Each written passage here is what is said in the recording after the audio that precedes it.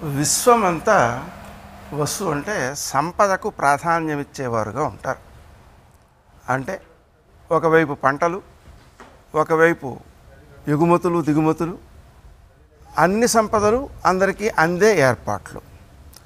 ఆ విధంగా ఉన్నందువలన ఈ విశ్వమునకు అంతటికీ కూడా వీళ్ళు దేవతలు కాబట్టి ఆ విశ్వావసౌ వివిధ సస్యయుతా ధరిత్రి, పంటలు బాగా పండుతాయి.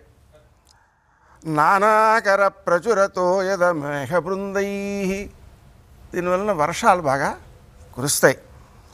నానావిధ క్రతుపరేషు చ విప్రసంఘై, సామాన్యంగా సంపదను అనుభవించాలంటే పుణ్యం ఉండాలి. ఆ పుణ్య కార్యక్రమాలు సాగాలి.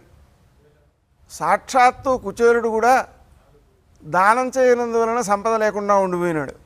అందుకని ఆ క్రతువులు మొదలైనటువంటి కార్యక్రమాలు జరుగుతున్నందువలన అక్కడ ఏర్పడేటువంటి ధూమం మేఘాలకు చేరి అది వర్షాల రూపంలో వచ్చి అది మళ్ళీ పంటలకు చేరడం వల్ల ఆ పంటలు విడుదల చేసేటువంటి ప్రాణవాయువు అలాగే పంటలు, ఇవి రెండూ కూడా దైవీ శక్తిని వృద్ధి చెందిస్తాయి. ఆ కారణంగా క్రతువులు బాగా జరుగుతాయి.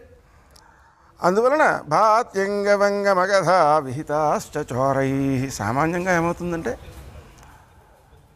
ఎక్కడ సంపద పెరిగిందో అక్కడ దొంగలు కూడా పెరుగుతూ ఉంటారు. ఆ కారణంగా దొంగలకు కూడా అవకాశాలు ఎక్కువ ఉన్నాయి. దీన్ని బట్టి మనం ఏమర్థం చేసుకోవాలి అంటే బ్యాంకుల వారు కానీ ఇతరత్ర ఆర్థిక సంస్థల వారు కానీ ఈ సైబర్ నేరాలు మొదలైనటువంటివి జరగకుండా ఎక్కువ జాగ్రత్తలు తీసుకోవాలి అనే విషయం ఒకటి అర్థమవుతుంది. అలాగే ఈ సంవత్సరం బార్హస్పత్యమానాన్ని అనుసరించి సిద్ధార్థగా చెబుతాం.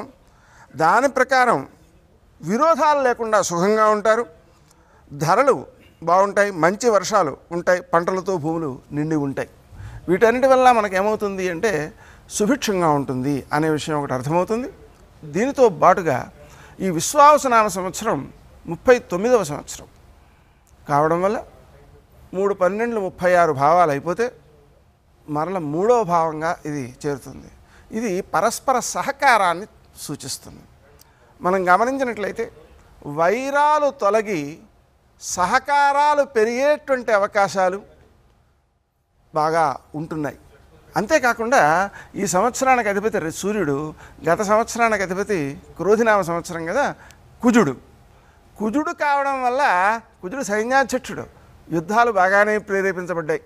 యుద్ధ భయం బాగా వాతావరణంలో వ్యాపించి ఉంది. ఏ క్షణంలోనైనా 3వ ప్రపంచ యుద్ధం వచ్చేస్తుందేమో అన్నంత భయంతో జనాలు ఉన్నారు.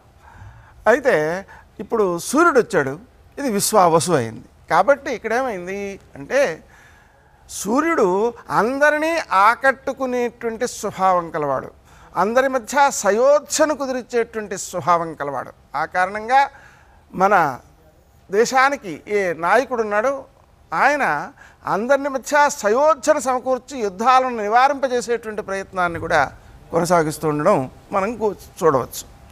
ఇంకా విశేషించి పరస్పర సహకారానికి సంబంధించింది కాబట్టి వ్యక్తుల మధ్య సహకారం వలననే అభివృద్ధి ఉంటుంది అనే విషయాన్ని గుర్తించే